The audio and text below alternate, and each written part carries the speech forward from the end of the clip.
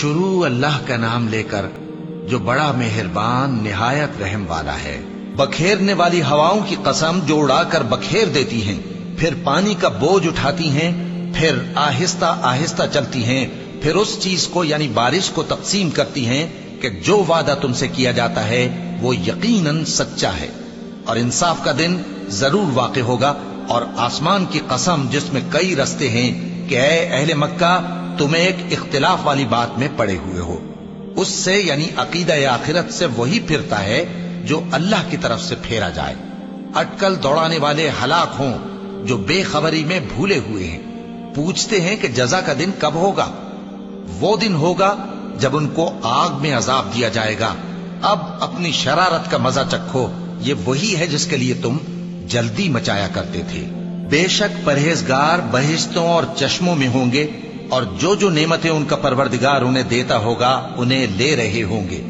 بے شک وہ اس سے پہلے نیکیاں کرتے تھے، رات کے تھوڑے سے حصے میں سوتے تھے اور صبح کے اوقات میں بخشش مانگا کرتے تھے، اور ان کے مال میں مانگنے والوں اور نہ مانگنے والوں دونوں کا حق ہوتا ہے۔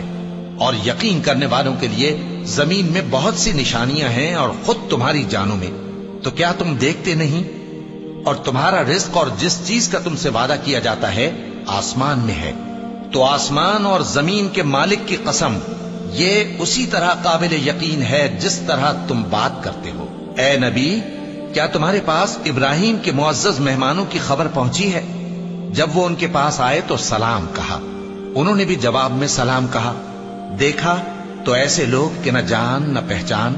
پھر وہ اپنے گھر جا کر ایک بھنا ہوا موٹا بچڑا لائے اور کھانے کے لیے ان کے آگے رکھ دیا۔ کہنے لگے کہ آپ تناول کیوں نہیں فرماتے؟ اور ان سے خوف محسوس کیا۔ انہوں نے کہا کہ خوف نہ کیجے، اور ان کو ایک دانشمند لڑکے کی بشارت سنائی۔ تو ابراہیم کی بیوی چلاتی آئیں اور اپنا منہ پیٹ کر کہنے لگیں کہ ایک تو میں بڑھیا، اوپر سے بانجھ۔ انہوں نے کہا تمہارے پروردگار نے یوں ہی فرمایا ہے، وہ بے شک صاحب حکمت ہے، خبردار ہے۔ ابراہیم نے کہا کہ فرشتوں، اب تمہارا اصل کام کیا ہے؟ انہوں نے کہا کہ ہم گناہگاروں کی طرف بھیجے گئے ہیں تاکہ ان پر گارے کی پتھریاں برسائیں جن پر حد سے بڑھ جانے والوں کے لیے تمہارے پروردگار کے ہاں سے نشان کر دیے گئے ہیں۔ بس وہاں جتنے مومن تھے ان کو ہم نے نکال لیا، پھر اس بستی میں ہم نے ایک گھر کے سوا مسلمانوں کا کوئی گھر نہ پایا، اور جو لوگ عذاب علیم سے ڈرتے ہیں ان کے لیے ہم نے وہاں نشانی چھوڑ دی۔ اور موسیٰ کے حال میں بھی نشانی ہے، جب ہم نے ان کو فرعون کی طرف کھلا ہوا معجزہ دے کر بھیجا تو اس نے اپنی قوت کے گھمنڈ پر منہ موڑ لیا اور کہنے لگا یہ تو جادوگر ہے یا دیوانہ۔ تو ہم نے اس کو اور اس کے لشکروں کو پکڑ لیا اور ان کو سمندر میں پھینک دیا، اور وہ کام ہی قابل ملامت کرتا تھا۔ اور عاد کی قوم کے حال میں بھی نشانی ہے، جب ہم نے ان پر نامبارک ہوا چلائی، وہ جس چیز پر چلتی اس کو ریزہ ریزہ کیے بغیر نہ چھوڑتی۔ اور قوم سمود کی حال میں بھی نشانی ہے، جب ان سے کہا گیا کہ ایک وقت تک فائدہ اٹھا لو، پس انہوں نے اپنے پروردگار کے حکم سے سرکشی کی، سو ان کو کڑک نے آ پکڑا اور وہ دیکھ رہے تھے۔ پھر وہ نہ تو کھڑے رہنے کی طاقت رکھتے تھے اور نہ مقابلہ کر سکتے تھے، اور اس سے پہلے ہم نوح کی قوم کو ہلاک کر چکے تھے۔ بے شک وہ نافرمان لوگ تھے۔ اور آسمان کو ہم ہی نے اپنی قدرت سے بنایا، اور ہم کو ہر طرح کی قدرت ہے۔ اور زمین کو ہم ہی نے بچھایا، تو دیکھو ہم کیا خوب بچھانے والے ہیں۔ اور ہر چیز کے ہم نے دو دو جوڑے بنائے تاکہ تم نصیحت حاصل کرو۔ تو تم لوگ اللہ کی طرف دوڑ چلو، میں اس کی طرف سے تم کو صاف صاف خبردار کرنے والا ہوں۔ اور اللہ کے ساتھ کسی اور کو معبود نہ بناؤ، میں اس کی طرف سے تم کو صاف صاف خبردار کرنے والا ہوں۔ اسی طرح ان سے پہلے لوگوں کے پاس بھی جو پیغمبر آتا تو وہ بھی اس کو جادوگر یا دیوانہ کہتے۔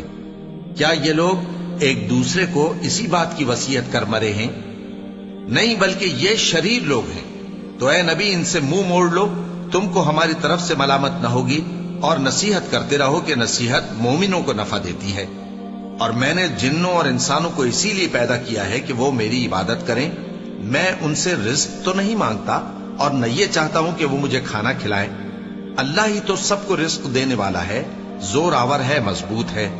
سو کچھ شک نہیں کہ ان ظالموں کے لیے بھی عذاب کی نوبت مقرر ہے، جس طرح ان کے ساتھیوں کی نوبت تھی۔